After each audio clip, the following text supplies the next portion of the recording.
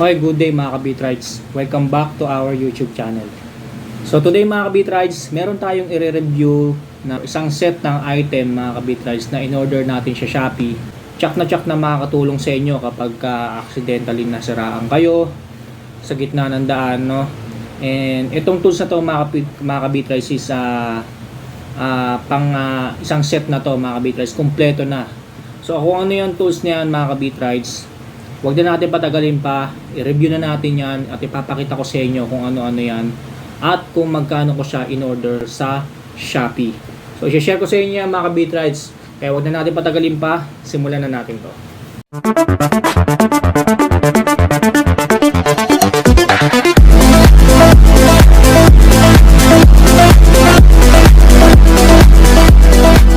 Gaya nga na sinabi ko, ito mga ka-Beatrides, ipapakita ko sa inyo yung mga items na i-review natin na tsak na magugustuhan ninyo.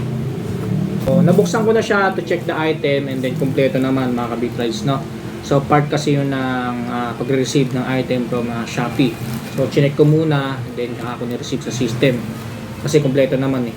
So, yun mga ka-Beatrides, ang i-review natin etong in-order ko na items sa Shopee is yung CBT or panggilid complete set of tools mga ka-Beatrides, no? So kung ano-ano yan mga ka-Beatrides, ito isa-isayin natin. So yan, what we have here mga ka-Beatrides is the complete set of panggilid or CBT tools na pwede nyo magamit in case na masiraan kayo sa daan. Meron tayo dito mga ka-Beatrides, wrench na pantanggal na sa may clutch lining. Yan. So meron tayo niyan. So meron din tayo dito mga ka-Beatrides na Y-tools. Ayan yung pang-kontra.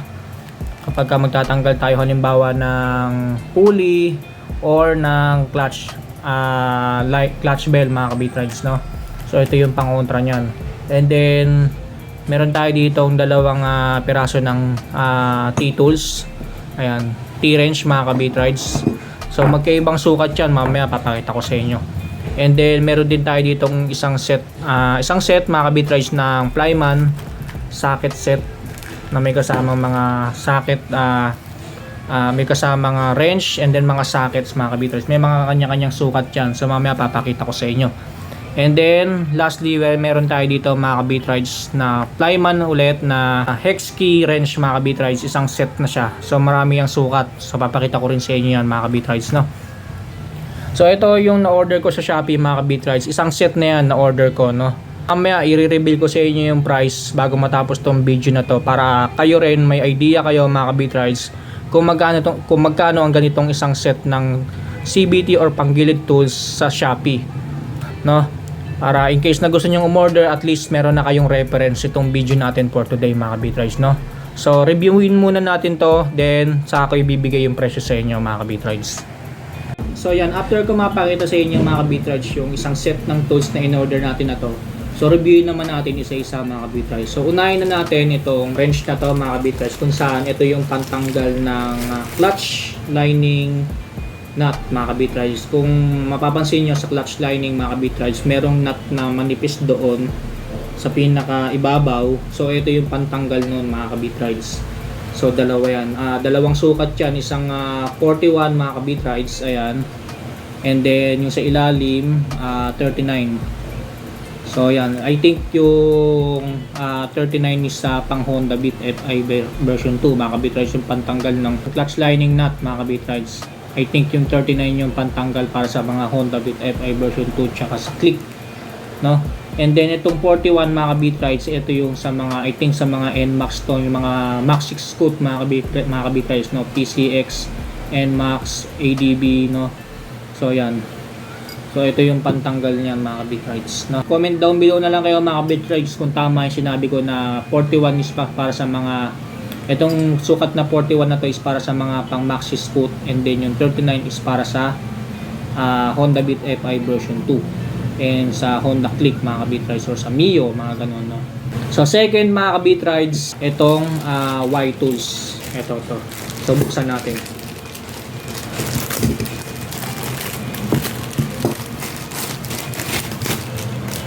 So ito mga ka-Bitrides, yung isa sa mga kasama ng isang set na in-order natin, which is yung Y-tools. So saan nga ba ginagamit itong Y-tool na to mga ka-Bitrides? Kung bakit siya tinawag na Y? Kasi kung makikita nyo, pa-letter Y talaga siya mga ka-Bitrides. Kaya ito tinawag na Y-tool. So saan nga ba ito ginagamit mga ka-Bitrides? Halimbawa, maglilinis kayo ng CVT pads o panggilid nyo mga ka-Bitrides, no? And then magtatanggal kayo ng pulley or kaya ng clutch bell. So ito yung ginagawang pangontra doon mga ka-Bitrides, no? Itong dalawang panungkit na to, itong naka ano na yan. Ito yung ikakabit mo doon sa butas na sa may pulley mga ka-Bitrides or sa may bandang clutch bell mga ka-Bitrides, no? Ito yung ikakabit mo kapag magtatanggal ka ng clutch bell mga ka-Bitrides para hindi sumabay sa ikot yung clutch bell, no? Kumbaga nakakontra to. And then pag nakakontra to mga ka-Bitrides, madali mo na matatanggal yung nut doon sa may parte ng clutch bell, no? Para matanggal yung clutch bell.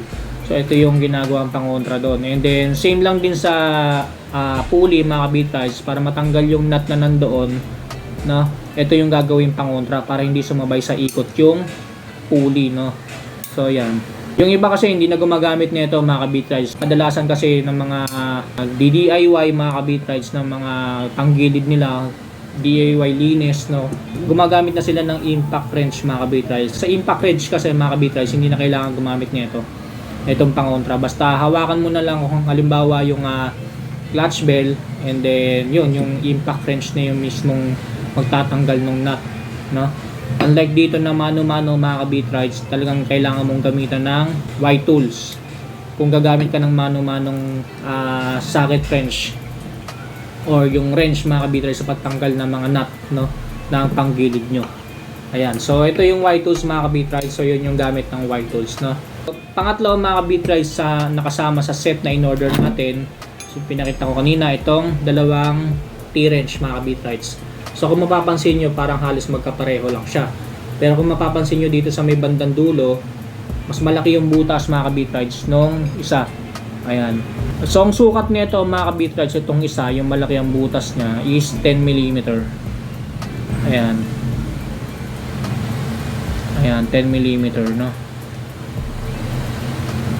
And then itong sukat naman ng isa mga ka-Bitrides is 8mm. Ayan.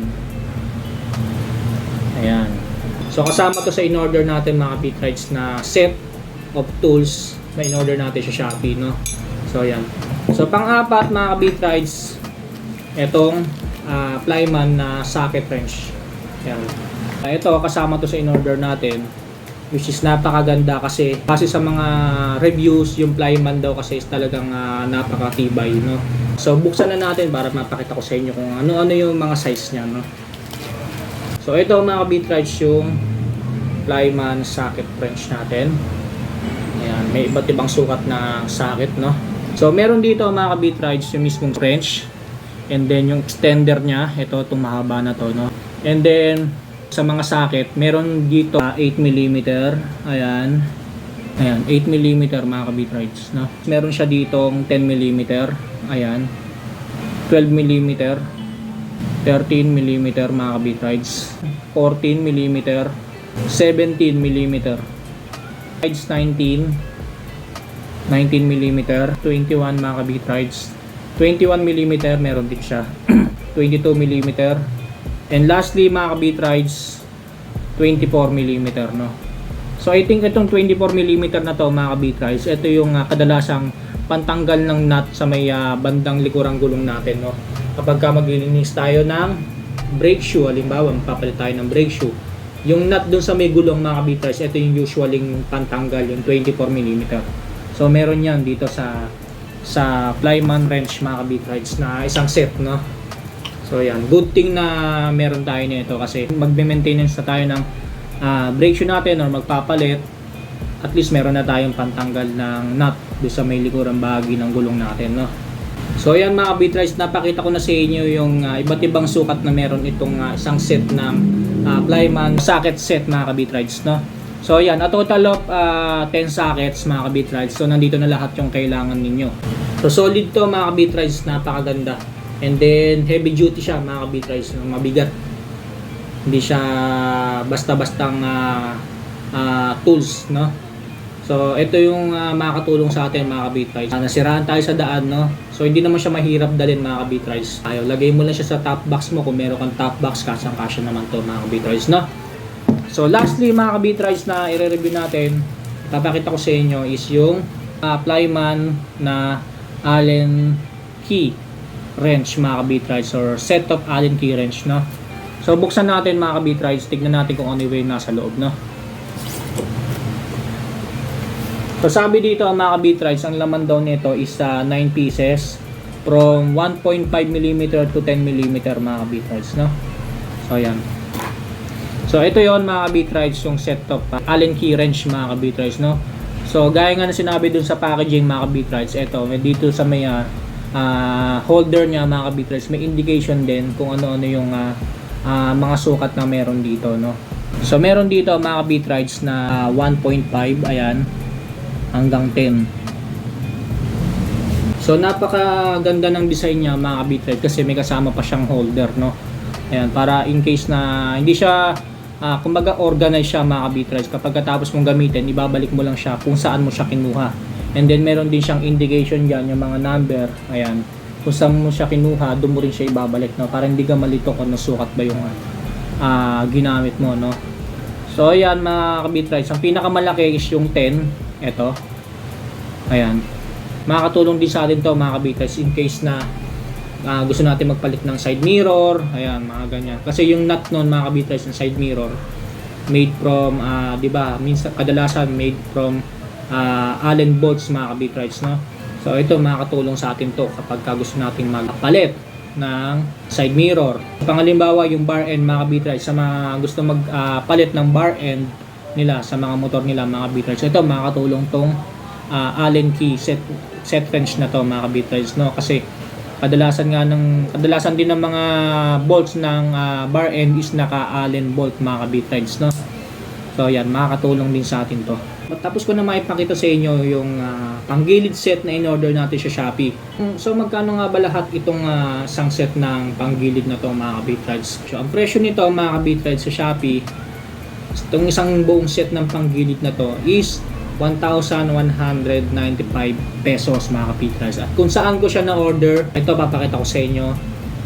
So diyan ko siya na-order mga ka-Beatrice, no?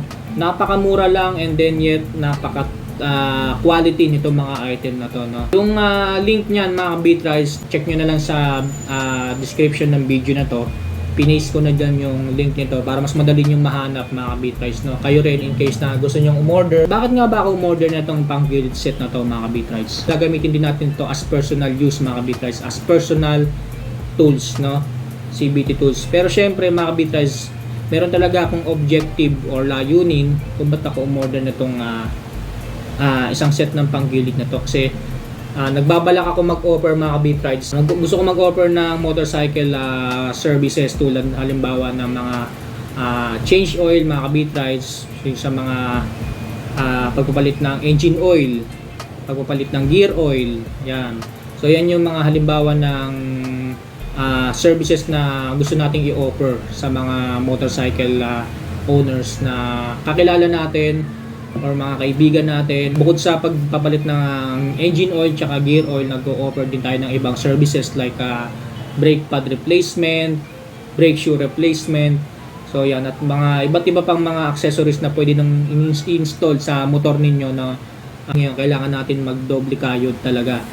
Gumawa tayo ng mga paraan para madagdagan yung kita natin sa araw-araw, no? So yun mga ka-Beatrice, so yun yung bala ko talaga, yung mag-offer ng motorcycle service sa mga motorcycle owners out there na walang sapat na tools mga ka-Beatrice sa pag-change oil or sa pag-install ng mga motorcycle parts, and then sa panggilid na rin mga ka-Beatrice, sa paglilinis ng panggilid, no? So yan yung mga possible motorcycle services na pwede nating i-offer sa mga motorcycle out there na walang sapat na tools, no? Para kahit paano naman meron tayong extra income, no, sa araw-araw. So yun mga ka-Beatrice, sana natulungan ko kayo sa video natin for today kung magkano ang isang set ng ganitong tools in case na gusto nyo umorder din, no, ng tsak na makakatulong sa inyo mga kabitrides in case na masiraan kayo sa gitna ng daan at walang motorcycle repair shop na malapit doon sa kung saan kayo nasiraan, no? So napakadali lang naman dali nito mga kabitrides. Hindi naman siya ganun kabigatan. Ilagay mo lang siya sa top box and then wala ka nang kakaba-kaba mga kabitrides na kahit masiraan ka, at least meron kang daladalang kompletong tools, no? Kompletong tools na makakatulong sa iyo para maayos ulit or maayos mo yung sira ng motor mo, no? So sana nabigyan ko kayo ng idea sa araw na ito mga kabitrides. Muli maraming salamat sa inyo. Maraming salamat sa pagsuporta nyo sa ating YouTube channel. Maraming salamat sa lahat ng subscribers natin at supporters natin na patuloy na tumatangkil sa ating YouTube channel. So dito ko na lang tatapusin ang aking vlog mga kabitrides. Maraming salamat muli. Stay safe, ride safe always. Peace out.